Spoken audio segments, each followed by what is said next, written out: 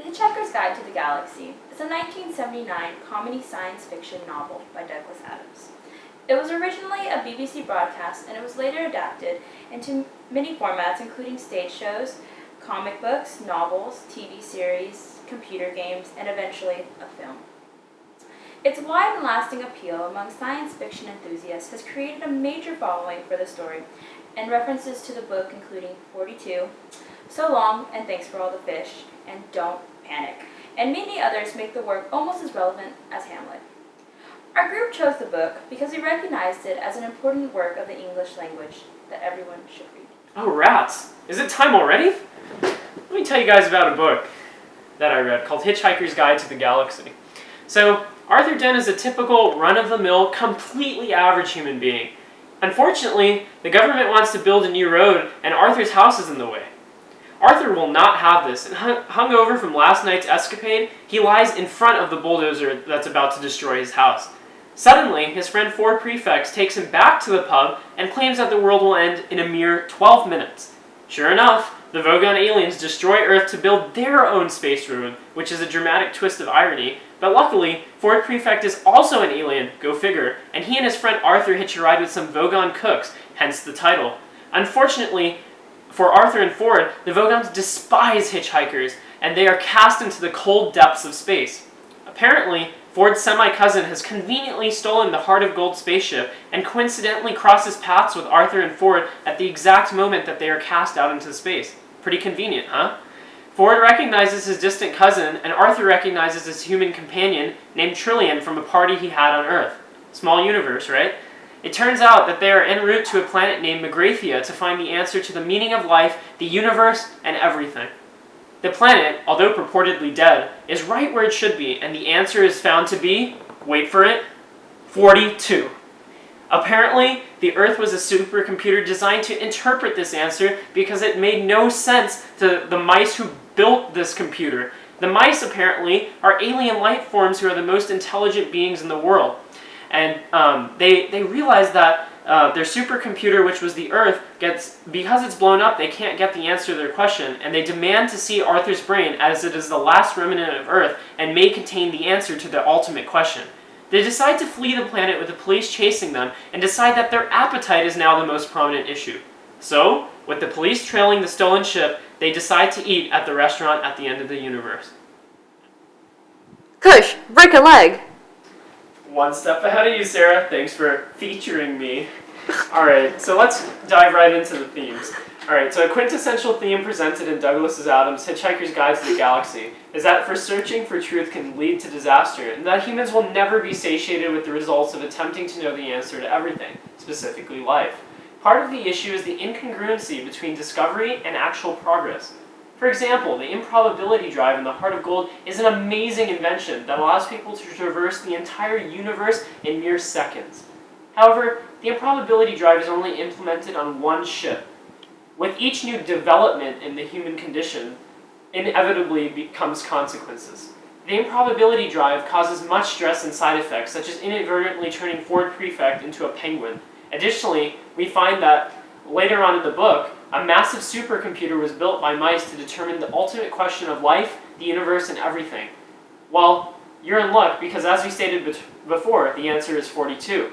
But wait, you must be wondering, what the heck does that exactly mean? This is exactly what the genius mice were thinking, and so they built an organic supercomputer called the Earth to answer this question. By this satirical depiction of technology, Adams is mocking the seeming benefit that technology seems to impart and ridicules the wasting of so much time to figure out just one answer that makes almost no sense. This is evident when Slarta Bartafast explains to Arthur that who cares how the universe operates? In this sense, Douglas is trying to didactically inform us that trying to wonder why everything happens and how to control these occurrences is utterly futile. When Arthur tries to save his house from being bulldozed, the bitter irony lies in the fact that the entire Earth will be demolished anyways. Once man protests for saving his house doesn't do anything at all. No matter how hard Arthur tries to maintain his normal life, nothing will ever remain the same. This book, in a comical way, elucidates that in life, we should focus on living instead of overthinking everything to the point that our lives are over by the time we find the answer. Additionally, the answers that we may find be utterly useless, or worse, something that ruins us forever. A parallel to this relatively modern parable is Oedipus the King by Sophocles. Oedipus is a wonderful ruler, and like any good ruler should, he vies to rid his city of the murder of the previous king.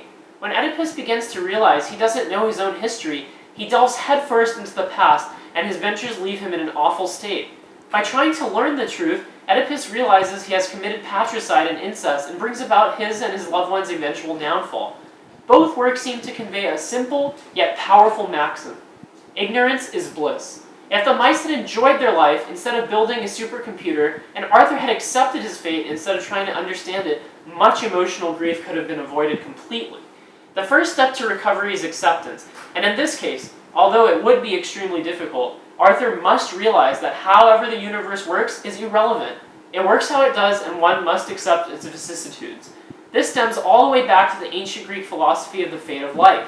Fate was represented by the string, and the string of one's life could never be changed, because it was already sewn into what it was going to be.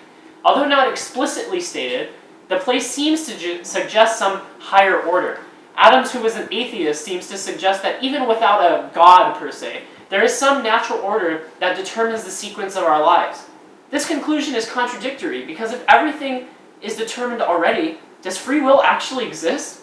Can you and I actually do things of our own accord? This question is one that has been asked since the dawn of time, and by making the reader contemplate his or her own existence, Douglas is doing a wonderful thing, albeit comically, in letting people experience the greatness of literature. So then the question remains, should we stop questioning? The answers to these questionings are different for each individual, but I am certain that it is not as simple as 42. Sorry for stalking, but leave it to me to make puns that stem from this wonderful plant you have here. Well, you're more creative than Harold Bloom. Oh, wow. I know you have some plans, Tristan, so I won't soil them. I'll see you around. You just made a record amount of puns. Oh, wow, that's music to my ears. See you around. I'm going to plant myself here and talk about themes. Another major theme in the book is that no matter what transpires, there is always a way to enjoy the present circumstances. A recurring idea in the book is that a positive outcome is severely improbable, and it's possible to be faced with a bulldozer in front of your home or an alien race that seeks to destroy the Earth. No matter the pessimistic statistics, living in the present is the only solace one can find in this chaotic universe. For example, in the actual Hitchhiker's Guide to the Galaxy within the book, alcohol is described, and the Pan-Galactic Gargle Blaster is said to be the best drink in the universe. Supposedly, the effect of the Pan-Galactic Gargle Blaster is, and I quote, like having your brain smashed out by a slice of lemon wrapped around a large gold brick. Even in the worst of times, you have things to look forward to, even if it's alcoholic beverages. In fact, the Hitchhiker's Guide to the Galaxy itself represents the theme of optimism and joy. In the worst situations of hitchhikers, they can always look to the cover of the guide, where the words, "Don't panic," are printed, which reminds the reader not to stress out over galactic catastrophes. At the end of chapter 18, a sperm whale is suddenly brought into existence several miles above the surface of an alien planet. As the sperm whale frantically tries to figure out what is going on, it only has time to enjoy the feeling of the wind and surprise itself with all the cool things it could do with its tail. Unfortunately, it only exists for a few moments before it hits the ground at a high velocity and dies. But the point is that the sperm whale couldn't figure out the meaning of life in its short lifespan, so it did what the book considers very important. It enjoyed the little things, even the feeling of a hungry stomach or the motion of a tail in its short life. Now I'd like to draw your attention to the excerpt that we gave you. This is about a whale that was accidentally spawned above an alien planet. Here you can see that the author repeatedly uses ellipses to show a simplistic tone and to add emphasis to the thoughts of the whale. It slows down the pace at which we read so that we can fully comprehend what the whale is feeling in this moment. The ellipses thus help to show the whale's observances of new things as well as trying to comprehend everything that's going on around him. Later on, we see that the whale also uses short phrases in order to show the positivity of himself. He does not anticipate anything bad to happen to him because he does not know what anything is around him. This explains why he is so positive as he observes the ground, even though it eventually will cause his doom. Overall, as a group, we chose this passage because we enjoyed it, as well as because it fully shows the colloquial and humorous writing styles of Adam. Moving on to the relevance of the novel, we're all familiar with our protagonist, Arthur Dent. What happens is Arthur has his house bulldozed, just like I feel like I'm being bulldozed by the obscene amount of work I'm given. Thanks, Mr. Wilson. But moving on, what ultimately ends up happening to Arthur is that he's forced to hitchhike with his friend, who also happens to be an alien named Ford Prefect, and they hitch a ride onto a spaceship and go explore the galaxies. What happens is Arthur has to follow the Hitchhiker's Guide to the Galaxy. So for those of you who still may be a little bit confused, the Hitchhiker's Guide to the Galaxy is a book within a book. It's the book we, as in my group and I, are reading, but it's also a book within the novel in itself. And one of the main rules within the novel is don't panic. I feel like as a high school senior, it's relevant and prevalent to me in my life because I'm graduating this year, I'm going off to college, and I'm going off into a new uncharted territory, just like Arthur. And what I have to do is I have to cope with a new situation and a new surrounding, and I should always keep in mind that I should never panic regardless of the situation I'm in. Another thing is Arthur's been living in his house for a few years, and he's very comfortable, and Earth is the only place he's ever known and the only place he's ever lived in. However, because his house is being completely destroyed, he's forced to uproot and go off and explore new galaxies and new dimensions and a whole new world. And for a lot of us, the end of high school kind of marks that. We're going off into either staying, whether we go to TMUCC, whether we go to college in-state, out-of-state, go into the workforce or the army. What is essentially happening is that we're forced to experience something new. We're forced to experience what else can be possibly out there, and we're basically being able to look and see what's beyond what's in our backyard. Because for all our years of public school, we've known after elementary school we'd go to middle school, after middle school we'd go to high school. But now we have to go out and experience something new, just like Arthur had to. Why are you all staring at me? Oh, I guess you guys want a rating. Don't worry though, it won't be too expensive. It's only my 2 cents. And if you ever feel offended, I'll try to cush in the blows. Anyways, I rate this book 5 stars for both quality and enjoyment. This book has a reputation as a book that is extremely comical. However, when employed correctly, satire is an effective tool for imparting a meaningful truth upon a reader. Although on the surface, Douglas seems to float in and out of different situations and seemingly random events, the true genius lies behind what he conveys through his humor. For example, by subjecting Arthur Dent to the forced bulldozing of his property, Adam's unique juxtaposition of the destruction of the earth mocks the futility of fussing over the petty details of our lives. These philosophical ideas that have plagued the human mind since the dawn of time, and instead of following the traditional tragic nature of the Greeks or the phantasmagorical style of the Old English, Douglas decided to make reading about the fundamental issues of human life very approachable. For the deep meaning and simultaneous approachability to all readers, this book definitely deserves a 5 stars for quality and enjoyability. The creativity of this book is nearly unparalleled in my reading experience. From the start, the humor is expressed in Arthur Dent's predicament of finding a bulldozer waiting outside his house to demolish it to make way for a bypass, just before the Earth itself is destroyed by the Vogons to build an intergalactic bypass for space travel. Thanks, Eminent Domain. The rather unfortunate timeline of Arthur Dent's life and the witty, understandable style of the author make The Hitchhiker's Guide to the Galaxy much better than Hamlet. Seriously. Additionally, the characters from across the galaxy interact in very comedic ways, and the president of the galaxy is almost as crooked as Hillary Clinton. Overall, I give the book 5 stars, and I recommend it to anyone, except Shakespeare. Moving on to my evaluation of the novel. I typically like to read a lot of young adult novels, or I like to read something kind of lighthearted and girly most of the time. Lately, I've been kind of moving into the science fiction genre. The last book I read from my last outside reading was The Martian, and that was so sciencey and so accurate within its science. And so the book we've read this outside book reading around, if that even makes sense, is The Hitchhiker's Guide to the Galaxy. Now, I think I'd give this book 5 stars for quality, 3 stars for likability. So one of the main issues I had with the book is it was really hard to follow. There were so many crazy ideas within the novel that I felt like maybe if I tripped on acid, I could really understand what was happening. The names were kind of ridiculous, like Slarty Bartfast. What type of name is that? On top of that, the answer to life is 42. There's a lot of rats, and evidently sharks are super intelligent. The book itself doesn't really make a lot of sense. It's so short, though, and that's one of the things I liked about the book, is that it's funny. I like the colloquial way the author wrote the book. It's very casual, it's very easy to read, and it's very humorous. It's a good book, but the issue I have with it is just kind of it's weird and it's kind of hard to understand for me personally. But overall, it was a good book that I would recommend to a select group of people. Much like the universe as described by Adams, this book is very chaotic. All the characters and the aliens and the destruction is quite overwhelming. But overall, it's a very enjoyable book. Though the plot itself is creative, it is the writing style of the author that makes this book so popular. Douglas Adams uses humor to make the reader laugh at every page. So I appreciate its cleverness, which makes it so much different from any other book that I've read.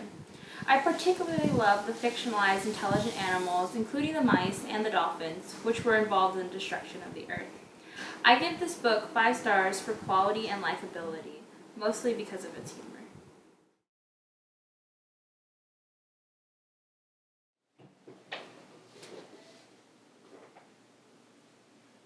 Finally, after 7.5 million years, this Earth we genius mice created to calculate the question of life will finally be finished. Yeah, we're gonna make this galaxy great again. Woo! I love being alive. Oh, rats, a human. Wait! Humans, the Vogons are coming to destroy the earth. Silly dolphin, tricks are for kids. Silly humans. So long, and thanks for all the fish. The world is not going to end.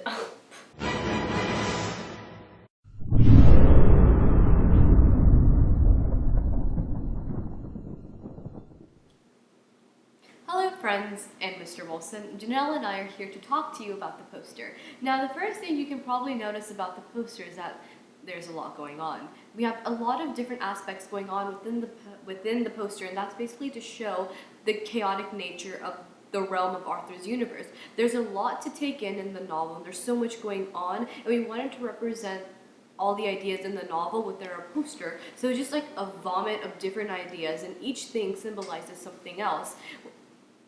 Well, as you can see, there's dolphins on there, and the dolphins symbolize this very intelligent creature that actually knew about the destruction of the earth before it actually occurred. And so they have a quote in there that says, "So long and thanks for all the fish." And so that's why we have the fish included on here as well. Later on there you can see that we have the whale, and this whale was spawned from this radioactive nuclear accident that occurred up in space. And then also we have the actual Hitchhiker's Guide book that says "Don't Panic" on there. On top of that, we have the towel with the number 42. The 42 is on the towel because evidently the answer to life comes down to the simple answer of 42. On top of that, the towel isn't just merely a towel that we use in the bathroom. In the book, the towel represents many different things. The towel represents something that you can use to dry yourself, which is something we all use. It represents something you sleep on, something you can use to float down a river, and something you can sleep on. So, there's a lot going on in the poster, and that completely represents and is so accurate of everything that goes on within the novel. We hope you enjoy it, though. Yes.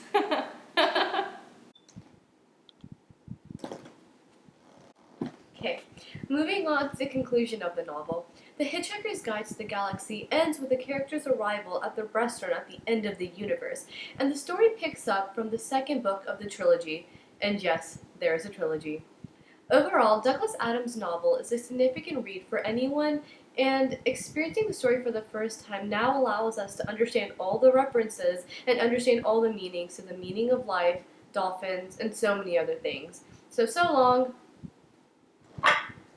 and thanks for all the fish.